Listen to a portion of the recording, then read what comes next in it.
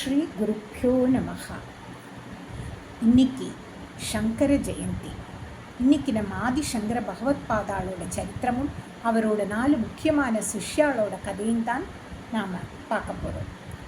ஸ்ருதி ஸ்மிருதி புராணங்களுக்கெல்லாம் ஒரு இருப்பிடமாக கருணை கடலாக இருக்கிற நம்ம ஆதிசங்கரர் கேரள தேசத்தில் காரடிங்கிற கிராமத்தில் சிவகுரு மற்றும் ஆரியாம்பாளுக்கு மகனாக அவதரித்தார். உலகத்துக்கே நன்மையை செய்யறதுக்காக வந்தார். சாஷாத் ஈஸ்வரனோட அம்சம்தான் இவர். இவருக்கு ரொம்ப முக்கியமான 4 பிரதான சீடர்கள் இருந்தனர். அவளை பற்றி பார்க்கலாம். சுரேஸ்வராச்சாரியர், இவருடைய பெயர் மண்டன மிஸ்ரர். தேவ சபையில் நடந்த ஒரு சிறு தவறால சரஸ்வதி தேவிக்கு துர்வாச முனிவர் சாபம் கொடுத்துட்டார். அதனால சரஸ்வதி தேவியே பூலோகத்தில் சரசவாணியாக பிறந்து பிரம்மதேவரோட அம்சமானார். மண்டல மிஸ்ரருக்கு மனைவியாக ஆனாள். ஆதிசங்கரர் அவளோட வாதம் பண்ணி ஜெயிச்சார்.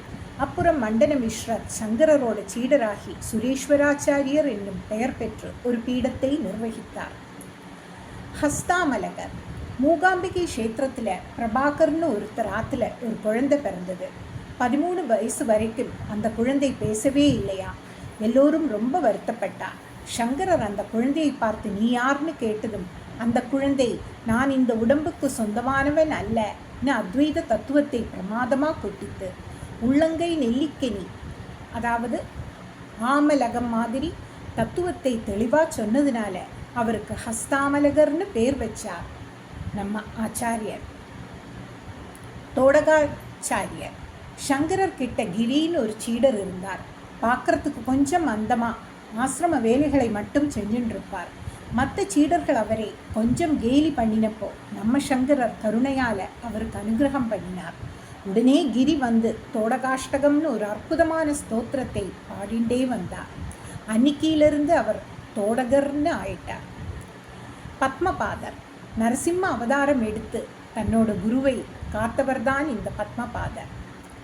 இது மட்டும் இல்லாமல் தன்னோட சீடர்களுக்குன்னு 10 பெயர்கள் கொண்ட தசநாமி பரம்பரையை சங்கரர் உருவாக்கினார். கிரி, புரி, பாரதி, சரஸ்வதி, தீர்த்த, ஆசிரம, வன, ஆரண்ய, பர்வத, சாகரன்னு 10 பட்டப்பெயர்கள். ஸ்ரீ ராமகிருஷ்ண பரமஹம்சரோட குரு கூட இந்த புரி பரம்பரையை சேர்ந்தவர் தான். இந்த மாதிரி மகான்களோட கதைகளை கேட்கறதே பெரிய புண்ணியம். அடுத்த வீடியோவில் இன்னும் பல சுவாரஸ்யமான புராண கதைகளோடு உங்களை சந்திக்கிறேன். வீடியோ பிடிச்சிருந்தா லைக் பண்ணுங்கள், மறக்காமல் சப்ஸ்கிரைப் பண்ணுங்கள்.